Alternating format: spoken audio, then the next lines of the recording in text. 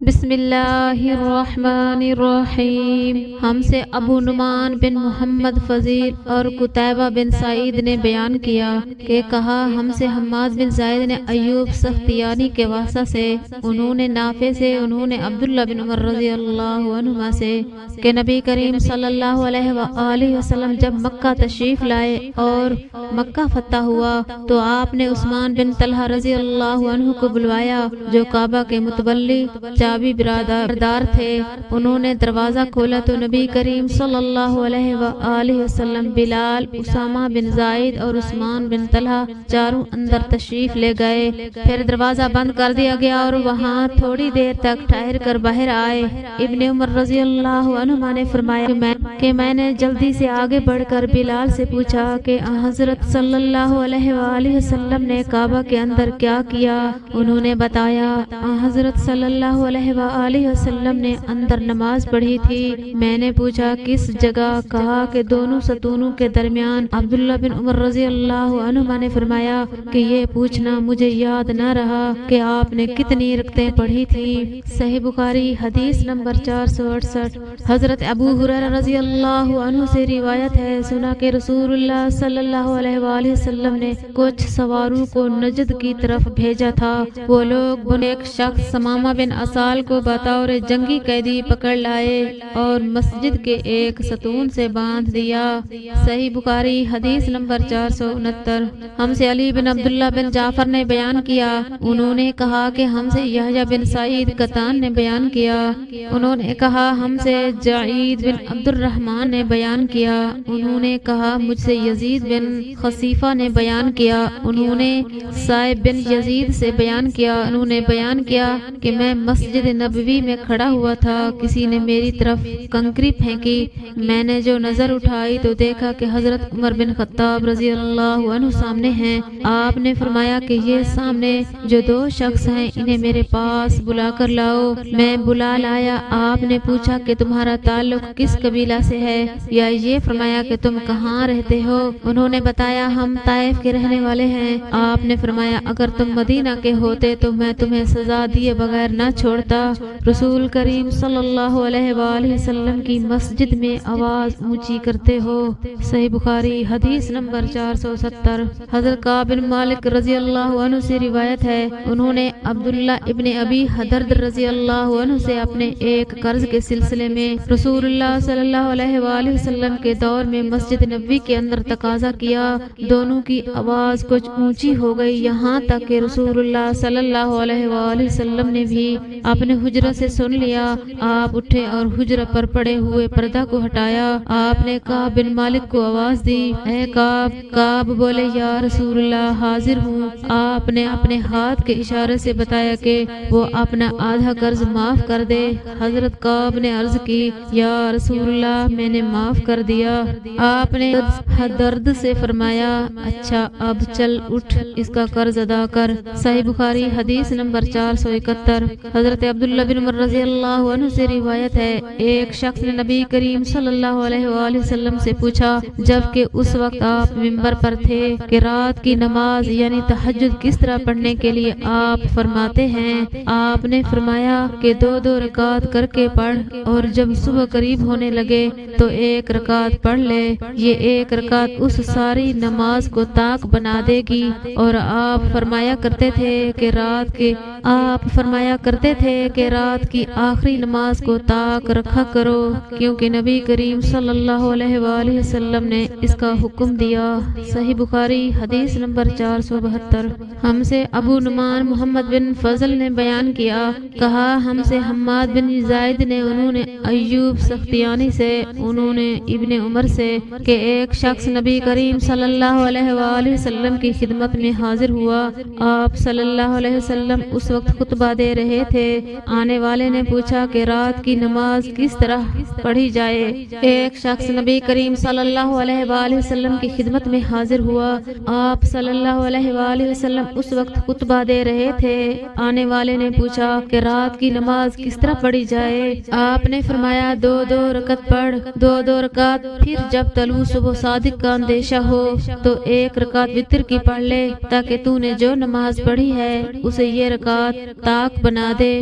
اور امام بخاری نے فرمایا، ولید بن کثیر نے کہا، مجھ سے عبید اللہ بن عبداللہ عمری نے بیان کیا، عبداللہ بن عمر رضی اللہ عنہما نے ان سے بیان کیا کہ ایک شخص نے نبی کریم صلی اللہ علیہ وآلہ وسلم کو آواز دی جبکہ آپ مسجد میں تشریف فرما تھے۔ صحیح بخاری حدیث نمبر 473۔ ہم سے عبداللہ بن یوسف نے بیان کیا، کہا ہمیں امام مالک نے خبر دی اسحاق بن عبداللہ ابن ابی طلحہ کے واسطہ سے، عقیل بن ابی طالب کے غلام ابو مرہ نے انہیں خبر دی، ابو واقد لیثی نے حارث بن عوف صحابی کے واسطہ سے انہوں نے بیان کیا، رسول اللہ صلی اللہ علیہ وآلہ وسلم مسجد میں تشریف رکھتے تھے کہ 3 آدمی باہر سے آئے، 2 تو رسول اللہ صلی اللہ علیہ وآلہ وسلم کی مسجد میں حاضری کی غرض سے آگے بڑھے، لیکن تیسرا چلا گیا۔ ان 2 میں سے ایک نے درمیان میں خالی جگہ دیکھی اور وہاں بیٹھ گیا، دوسرا شخص پیچھے بیٹھ گیا اور تیسرا تو واپس ہی جا رہا تھا۔ جب رسول اللہ صلی اللہ علیہ وآلہ وسلم بات سے فارغ ہوئے تو آپ صلی اللہ علیہ وآلہ وسلم نے فرمایا، کیا میں تمہیں ان تینوں کے متعلق ایک بات نہ بتاؤں؟ ایک شخص تو خدا کی طرف بڑھا اور خدا نے اسے جگہ دی، یعنی پہلا شخص رہا، دوسرا تو اس نے لوگوں میں گھسنے سے شرم کی، اللہ نے بھی اسے شرم کی، تیسرے نے منہ پھیر لیا، اس لیے اللہ نے بھی اس کی طرف سے منہ پھیر لیا۔ صحیح بخاری حدیث نمبر 474۔ ہم سے عبداللہ بن مسلمہ کینینی کن نبی نے بیان کیا، امام مالک کے واسطہ سے انہوں نے ابن شہاب زہری سے، انہوں نے عباد بن تمیم سے، انہوں نے اپنے چچا عبداللہ بن زید بن عاصم مازنی سے، عبداللہ بن زید بن عاصم مازنی رضی اللہ عنہ سے کہ انہوں نے رسول اللہ صلی اللہ علیہ وآلہ وسلم کو چت لیٹے ہوئے دیکھا، آپ اپنا ایک پاؤں دوسرے پر رکھے ہوئے تھے۔ ابن شہاب زہری سے مروی ہے، وہ سعید بن مسیب سے روایت کرتے ہیں کہ عمر اور عثمان رضی اللہ عنہ بھی اسی طرح لیٹتے تھے۔ صحیح بخاری حدیث نمبر 475۔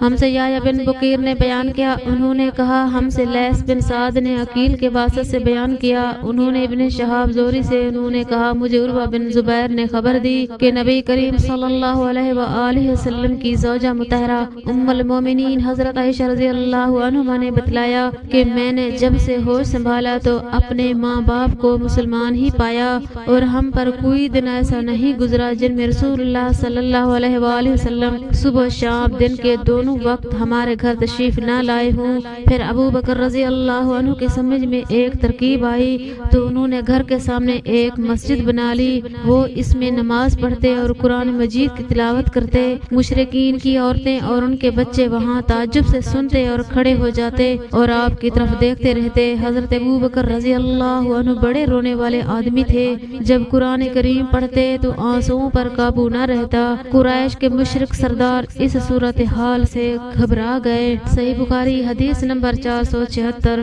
حضرت ابو ہریرہ رضی اللہ عنہ سے روایت ہے، انہوں نے رسول کریم صلی اللہ علیہ وآلہ وسلم سے کہ آپ صلی اللہ علیہ وآلہ وسلم نے فرمایا، جماعت کے ساتھ نماز پڑھنے میں گھر کے اندر یا بازار دکان وغیرہ میں نماز پڑھنے سے 25 گنا ثواب زیادہ ملتا ہے، کیونکہ جب کوئی شخص تم میں سے وضو کرے اور اس کے آداب کا لحاظ رکھے، پھر مسجد میں صرف نماز کی غرض سے آئے تو اس کے ہر قدم پر اللہ تعالیٰ ایک درجہ اس کا بلند کرتا ہے اور ایک گنا، کیونکہ جب کوئی شخص تم میں سے وضو کرے اور اس کے آداب کا لحاظ رکھے، پھر مسجد میں صرف نماز کی غرض سے آئے تو اس کے ہر قدم پر اللہ تعالیٰ ایک درجہ اس کا بلند کرتا ہے اور ایک گناہ اس سے معاف کرتا ہے۔ اس طرح وہ مسجد کے اندر آئے گا، مسجد میں آنے کے بعد جب تک نماز کے انتظار میں رہے گا اسے نماز ہی کی حالت میں شمار کیا جائے گا، اور جب تک اس جگہ بیٹھا رہے جہاں اس نے نماز پڑھی ہے تو فرشتے اس کے لیے رحمت خدا بندی کی دعائیں کرتے ہیں، اے اللہ اس کو بخش دے، اے اللہ اس پر رحم کر، جب تک روح خارج کر کے وہ فرشتوں کو تکلیف نہ دے۔ صحیح بخاری حدیث نمبر 477۔ عبداللہ بن عمر یا عبداللہ بن عمرو بن عاص رضی اللہ عنہ سے کہ نبی کریم صلی اللہ علیہ وآلہ وسلم نے اپنی انگلیوں کو ایک دوسرے میں داخل کیا۔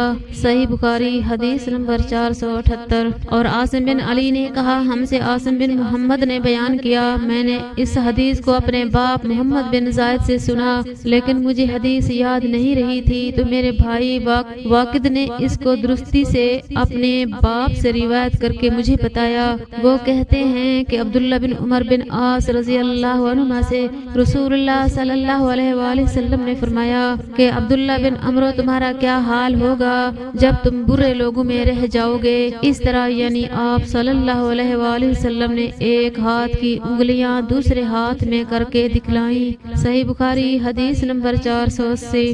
ابو موسیٰ اشعری رضی اللہ عنہ سے انہوں نے نبی کریم صلی اللہ علیہ وآلہ وسلم سے کہ آپ صلی اللہ علیہ وسلم نے فرمایا، ایک مومن دوسرے مومن کے لیے امارت کی طرح ہے، اس کا ایک حصہ دوسرے حصہ کو قوت پہنچاتا ہے۔ اور آپ صلی اللہ علیہ وآلہ وسلم نے ایک ہاتھ کی انگلیوں کو دوسرے ہاتھ کی انگلیوں میں داخل کیا۔ صحیح بخاری حدیث نمبر 481۔ عبداللہ بن عمر رضی اللہ عنہ کو دیکھا کہ وہ مدینہ سے مکہ تک راستے میں کئی جگہوں کو ڈھونڈ کر وہاں نماز پڑھتے اور کہتے، ان کے باپ عبداللہ بن عمر رضی اللہ عنہ بھی ان مقامات پر نماز پڑھا کرتے تھے، اور انہوں نے رسول اللہ صلی اللہ علیہ وآلہ وسلم کو ان مقامات پر نماز پڑھتے ہوئے دیکھا۔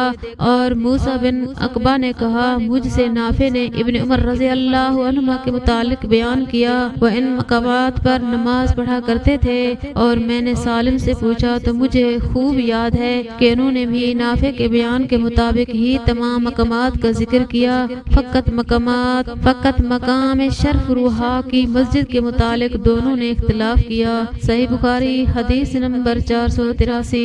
اور عبداللہ بن عمر رضی اللہ عنہ نے نافع سے یہ بھی بیان کیا کہ نبی کریم صلی اللہ علیہ وآلہ وسلم نے اس جگہ نماز پڑھی جہاں اب شرف روحا کی مسجد کے قریب ایک چھوٹی مسجد ہے۔ عبداللہ بن عمر رضی اللہ عنہ اس جگہ کی نشاندہی کرتے تھے جہاں نبی کریم صلی اللہ علیہ وآلہ وسلم نے نماز پڑھی تھی، کہتے تھے، یہاں تمہارے دائیں طرف جب تم مسجد میں قبلہ رو ہو کر نماز پڑھنے کے لیے کھڑے ہوتے ہو، جب تم مدینہ سے مکہ جاؤ تو یہ چھوٹی سی مسجد راستے کے دائیں جانب پڑتی ہے، اس کے اور بڑی مسجد کے درمیان ایک پتھر کی مار کا فاصلہ ہے یا اس سے کچھ کم زیادہ۔ صحیح بخاری حدیث نمبر 485۔